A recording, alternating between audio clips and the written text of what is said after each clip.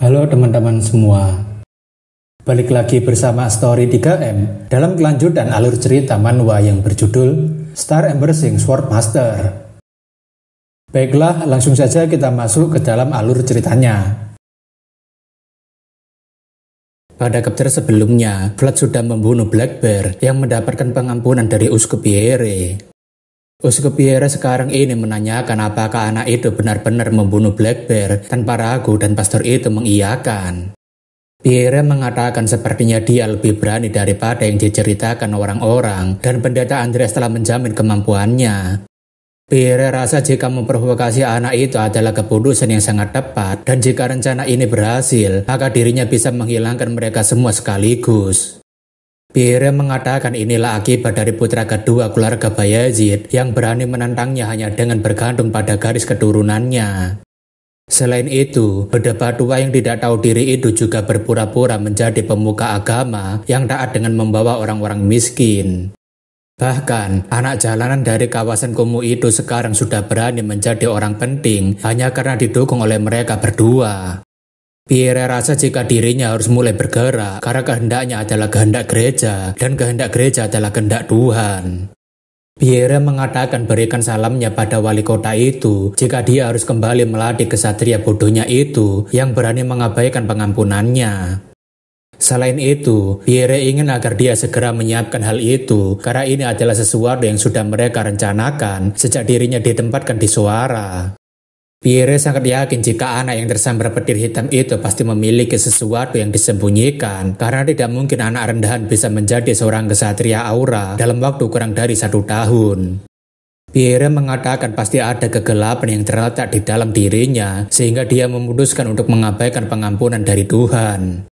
Pierre memberitahu jika semua orang yang telah mendukung anak itu tidak akan bisa selamat dan dirinya akan menghancurkan mereka dalam sekali gerakan. Beberapa waktu setelahnya, para kesatria dari Uskup Pierre mulai mendatangi Suara karena mereka ingin segera menangkap Vlad untuk melakukan penyelidikan. Kesatria itu mengatakan jika mereka datang kemari atas perintah dari Uskup Agung Pierre karena kesatria Vlad telah mengabaikan pengampunan yang diberikan olehnya. Kesatria itu mengatakan ini tidak ada bedanya dengan menolak kehendak Tuhan, suatu pelanggaran berat yang dapat dianggap sebagai penistaan agama. Kesatria itu menyuruh agar mereka segera membuka gerbangnya sekarang. Jika mereka menolaknya, maka mereka semua yang berada di dalamnya akan diperlakukan sebagai pendosa. Namun tak lama, seorang kesatria keluar sambil mengatakan kenapa mereka membuat keributan seperti ini dan kesatria gereja menanyakan siapa dia. Kesatria itu memperkenalkan dirinya sebagai Maxim, salah satu kesatria Tuan Joseph, dan mereka kemari untuk melakukan penyelidikan terhadap Rosmel atas perintah wali kota. Kesatria itu mengatakan jika penyelidikan ini di luar wewenang mereka karena orang-orang di sini telah menistakan agama. Maxim mengatakan jika itu tuduhan yang masuk akal karena dia hanya ingin menuduh semua orang yang berada di tempat yang sama dengan Vlad sebagai penista agama. Kesatria itu mengatakan jika gereja telah membuat keputusan itu, tentunya dia tahu bahwa ada garis yang tidak boleh dilanggar di antara kaum bangsawan dan juga gereja. Maxim mengatakan tapi bukan mereka yang melanggar batasannya dan seharusnya dia juga bisa menggunakan otaknya itu untuk berpikir. Seketika itu, semua prajurit yang dipimpin oleh Maxim keluar dari dalam Rosmel dan menghadang kesatria gereja yang ingin memaksa untuk masuk. Maxim mengatakan mulai saat ini, mereka telah menetapkan yurisdiksi hukum untuk menutup area ini dan jika mereka ingin masuk, maka mereka harus mendapatkan izin dari wali kota. Kesatria itu mengatakan jika dia pasti akan menyesal, apakah dia pikir mereka sanggup menanggung konsekuensi karena telah membantah perintah dari gereja. Maxim mengatakan dirinya harus mencobanya, lagi pula dirinya berutang pada orang itu, jadi dirinya tidak memiliki banyak pilihan. Maxim mengatakan setidaknya sebagai seorang kesatria, dirinya bisa memberikan ini sebagai ganti karena telah menyelamatkan nyawanya. Di dalam penjara Suara, Jagger mengatakan bukankah dirinya sudah bilang untuk bersiap menghadapi tantangan selanjutnya. Jagger mengatakan pada akhirnya Tuan Joseph sendiri yang harus membersihkan kekacauan yang dia buat. Bahkan setelah menjadi kesatria, dia bahkan tidak lebih baik daripada seorang pemula. Tapi dalam hatinya, Jagger berpikir jika dia cerdas, andai saja dia berpikir lebih jernih, mungkin dia tidak akan jatuh dalam perangkap licik ini. Jagger tahu sebenarnya masalahnya bukan berada pada Vlad, tapi keseimbangan yang rapuh antara gereja dengan kaum bangsawan, dan Vlad hanya menjalankan misinya dengan sebaik mungkin. Jagger benar-benar sangat marah karena Uskup Pierre itu memilih target untuk diprovokasi itu dengan sangat tepat. Jagger mengatakan jika Tuan Joseph mencoba mengulur waktu untuknya, tapi mereka hanya memiliki waktu 1 minggu, dan tidak lama lagi dia harus memberikan kesaksian di hadapan gereja. Vlad tentunya hanya bisa mengatakan dirinya meminta maaf dan dirinya akan melakukannya sebaik mungkin, tapi Jagger hanya terdiam saja. Sambil pergi, Jagger mengatakan udaranya sangat dingin, jadi dirinya akan membawakannya selimut yang lebih tebal untuknya. Pria misterius mencoba untuk menenangkan Vlad sambil mengatakan agar dia tidak menyalahkan dirinya sendiri karena dia sudah melakukan apa yang seharusnya dia lakukan. Vlad mengatakan dirinya tidak menyesal sudah melakukan itu dan dirinya tidak menganggap dirinya bersalah, tapi jika akhirnya seperti ini, maka yang seharusnya disalahkan adalah dirinya. Vlad mengatakan dunia gang belakang sangat berbeda dengan dunia kesatria, dan pria misterius mengatakan memang begitu. Vlad mengingat perkataan gurunya, jika pedang seorang kesatria harus terasa berat karena ketajamannya dan bukan karena hal lainnya. Vlad mengatakan sepertinya dirinya sekarang mengerti arti dari perkataan Tuan Jagger, dan memang beginilah beban berat seorang kesatria. Beberapa hari kemudian, Pierre sudah berada di dalam gereja yang berada di Soara, tapi dia tidak bisa keluar seenaknya. Pierre berkata, jadi apakah ini sebabnya mereka bersikeras untuk menundanya selama seminggu untuk membuatnya sedikit kesulitan? Tentu saja, hal itu dikarenakan penduduk Soara melakukan protes pada Uskup Pierre yang melakukan pengampunan pada pembunuh keji. Mereka mengatakan jika persidangan ini sama sekali tidak adil karena pria itu memang pantas untuk mati setelah menjual para wanita hamil. Semua orang protes karena Vlad sudah melakukan apa yang seharusnya dia lakukan, jadi mereka menanyakan kenapa dia memperlakukannya seperti kriminal. Mereka mengatakan jika mereka tidak bisa menerima seorang uskup yang tidak berasal dari wilayah utara, dan Vlad adalah kebanggaan dari Soara. Pierre mengatakan inilah kenapa dirinya menganggap jika penduduk wilayah utara tidak ada bedanya dengan binatang liar. Akan tetapi, Pierre rasa tidak ada gunanya menghalanginya dengan menggunakan opini publik karena di hadapan kebenaran, ini hanyalah trik murahan. Pierre berpikir jika persidangan akan menjadi panggung untuk mewakili kehendak gereja dan tidak ada seorang pun yang bisa menghentikannya. Setelah menunggu beberapa waktu, hari ini adalah hari persidangan Vlad atas tuduhan penistaan agama dengan membunuh seseorang yang sudah diampuni. Tak lama kemudian, seorang penjaga mengatakan jika Uskup Agung telah memasuki ruangan dan mereka harus menunjukkan rasa hormat padanya. Akan tetapi, Joseph sangat terkejut ketika melihat siapa yang ada di belakang Uskup Pierre karena dirinya tidak pernah menduga jika dia akan membawa seorang inkuisitor. Semua orang yang datang di persidangan mengatakan bukankah ini sudah keterlaluan, bahkan dalam perburuan penyihir terburuk sekalipun, mereka tidak pernah muncul. Joseph yakin jika mereka sudah merencanakan ini sejak lama karena mereka ingin mengarahkan kasus ini seperti ini sejak awal.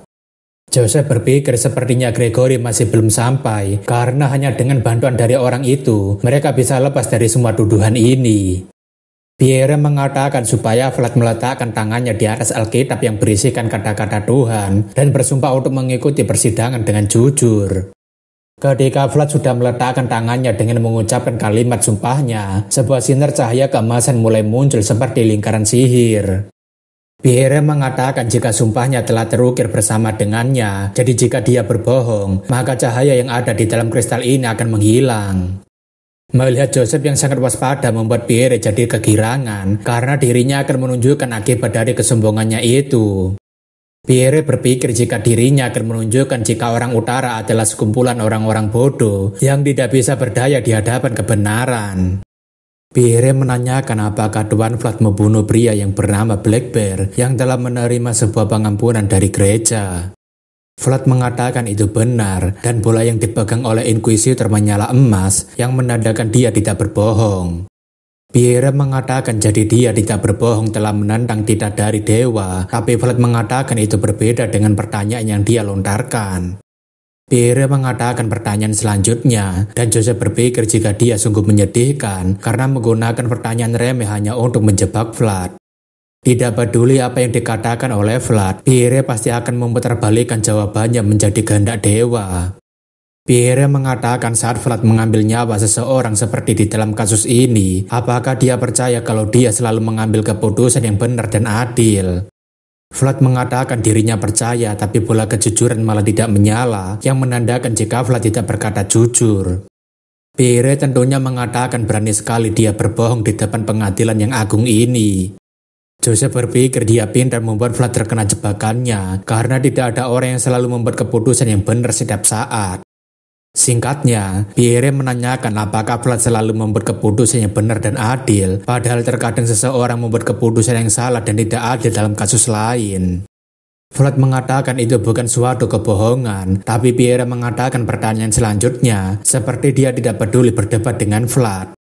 Pierre menanyakan setahun yang lalu, mereka menerima laporan mengenai seorang anak laki-laki yang telah tersambar petir hitam di gang belakang suara. Pierre menanyakan apakah anak itu adalah dia, dan Vlad mengatakan itu benar.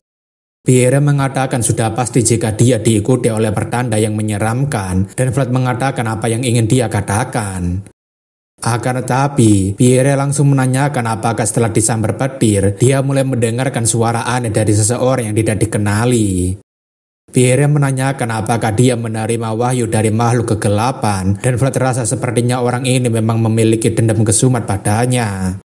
Semua orang yang di persidangan tentunya menanyakan apakah itu mungkin jika Vlad menanggung kutukan menyeramkan. Orang-orang berbicara jika itu mustahil, tapi Vlad tidak menjawab apapun, dan mungkinkah perkataan Uskup Pierre ada benarnya? Joseph berpikir ini berjalan dengan sangat buruk karena perkembangan Vlad memang melebihi batasan manusia normal. Akan tetapi, itu bukanlah suatu bukti kalau dia terikat dengan sesuatu yang tidak suci karena dirinya sudah melihatnya dengan kedua matanya sendiri beberapa kali. Joseph tahu hal itu karena selama ini pedang Vlad tidak pernah digunakan untuk melukai seseorang yang tidak bersalah dan dia berbeda dengan yang lainnya. Pierre mengatakan kenapa dia hanya diam saja, apakah dia mulai ketakutan karena identitasnya akan terbongkar. Vlad berpikir apa yang harus dirinya lakukan. Jika dirinya bilang iya, maka dirinya akan dianggap sesat, tapi jika dirinya berbohong, itu tidak ada bedanya karena dia pasti akan mencari titik kesalahannya. Pria misterius kemudian mengatakan katakan iya saja, karena saat ini berbohongannya akan menjadi lebih berbahaya. Pria misterius mengatakan katakan saja itu adalah dampak dari tersambar petir dan dia sempat kehilangan kewarasannya. Tapi jika dia berbohong, dia tidak akan memiliki kesempatan untuk menjelaskan apapun. Vlad mengatakan bagaimana jika identitasnya terbongkar, tapi pria misterius mengatakan tidak perlu khawatir karena ada cara untuk tetap menyembunyikan identitasnya. Pierre yang tidak mendapatkan jawaban apapun tentunya mulai marah sambil mengatakan apakah dia sudah mulai meremehkan titah dewa. Pria misterius mengatakan percaya saja padanya, dan Vlad tidak memiliki pilihan lain selain percaya pada pria misterius. Vlad mengatakan jika dia bertanya apakah dirinya mendengarkan suara, tapi belum selesai berbicara, seseorang memotong perkataan Vlad. Semua orang yang berada di sana tentunya sangat terkejut, terutama Pierre, karena dia bisa membuat semua rencananya ini gagal. Andreas mengatakan agar dia segera berhenti melakukan semua ini karena pengadilan ini tidak adil dan hanya seperti pengadilan sepihak. Pierre yang sangat marah mengatakan dia tidak diizinkan untuk memasuki tempat suci ini dan berani dia mempertanyakan keadilan dalam pengadilan ini. Andreas mengatakan dirinya lah yang telah menjamin identitas Vlad dan apakah dia pikir dirinya tidak pantas untuk masuk. Andreas mengatakan dirinya mengangkat nama itu saat dia masih terkubur di dalam tanah dan dirinya menempatkannya di hadapan nama dewa. Jika ada seseorang yang mencurigai identitas Vlad, maka seharusnya dia mempertanyakan itu dulu padanya dan bukan kepada Vlad. Pierre yang tidak mau terlihat otoriter mengatakan kalau begitu dirinya izinkan dia berbicara dan Andreas mengatakan terima kasih. Andreas kemudian maju untuk mendampingi Vlad karena dia ingin bertanggung jawab atas nama Vlad dalam persidangan. Andreas mengatakan kerja bagus karena sudah bertahan sampai sekarang, jadi dia tidak perlu khawatir karena dia bisa menyerahkan sisanya padanya. Andreas mengatakan agar Uskup Pierre mengulangi pertanyaannya karena mulai saat ini dirinya yang akan menjawab mewakili Vlad.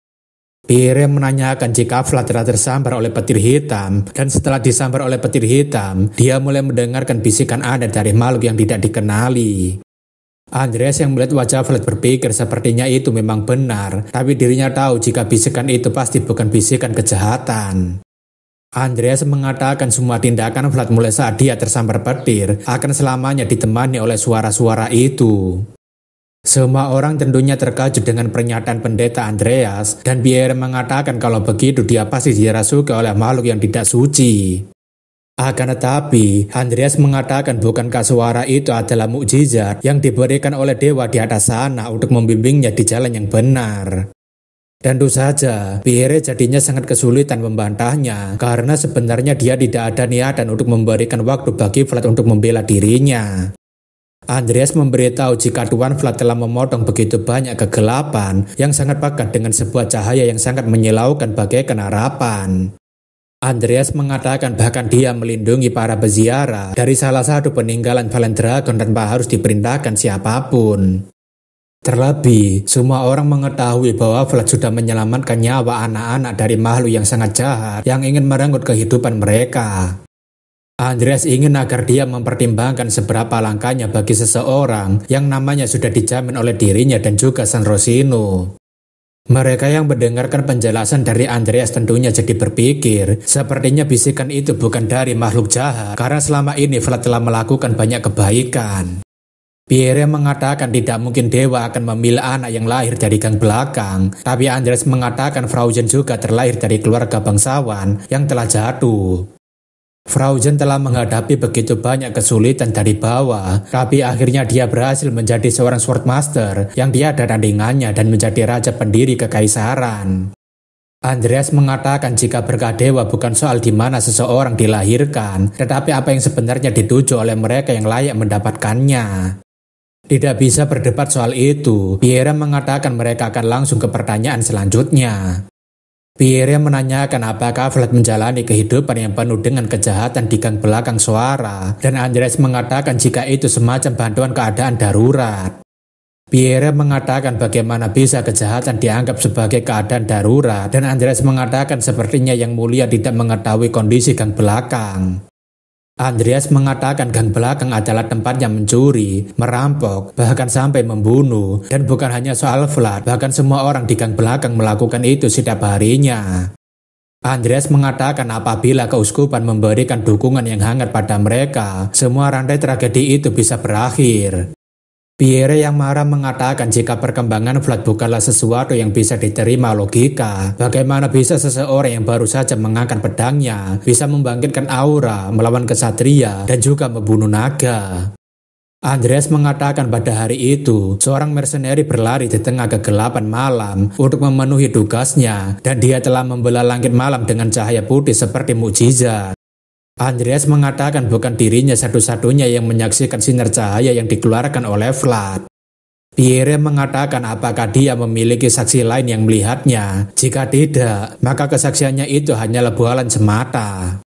Joseph mengatakan itu bukan bualan semata, karena dirinya sudah membawakan bukti berupa kesaksian yang telah dituliskan langsung dari para kesatria terhormat.